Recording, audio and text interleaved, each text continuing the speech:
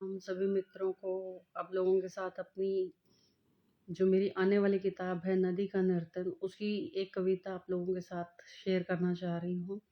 उम्मीद है आप लोगों को पसंद आएगी। अगर पसंद आए तो इसे लाइक करें, शेयर करें, कमेंट करें। उसकी रूह की खुशबू है चांद के कटोरे में भर जाती है।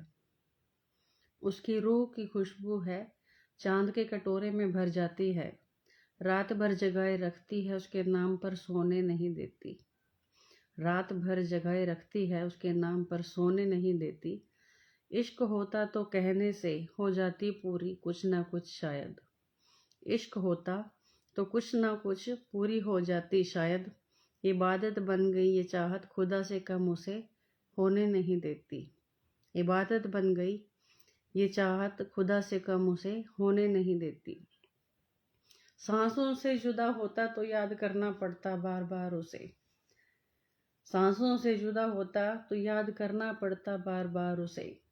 गैर मौजूदगी में मौजूदगी याद एक पल को खोने नहीं देती। जिक्र में फिक्र में सुबह से शाम मौन ही उसकी बंदगी।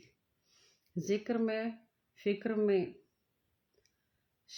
सुबह से शाम मौन ही उसकी बंदगी। गुरूर बन दौड़ती धड़कन में लिपटी मुझे रोने नहीं देती।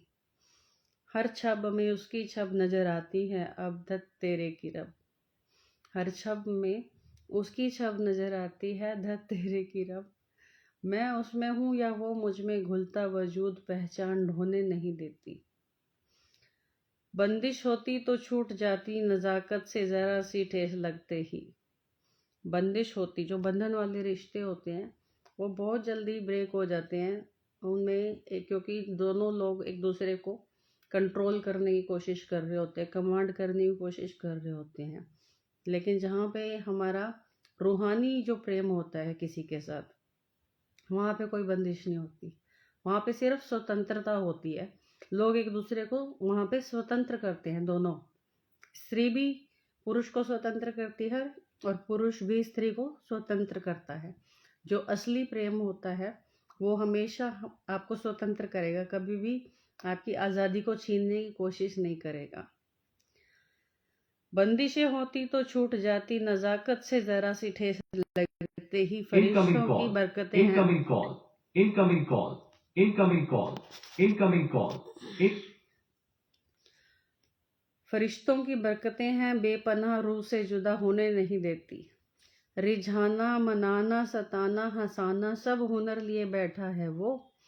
कुछ तो है उसकी सादगी में जो सजदे से रिहा होने नहीं देती। Thank you so much.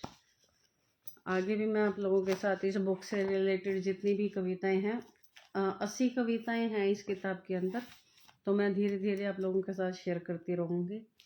किसी का कोई प्रश्न हो, और इसमें वुमेन सिर्फ ये नहीं कि फीमेल के बारे में, मेरी कविता इसमें पुरुषों की जो साइकोलॉजी होती है कि वो किस तरह से अपने जीवन में स्ट्रगल करता हुआ थक जाता और किसी के साथ अपनी बात को शेयर नहीं करता है।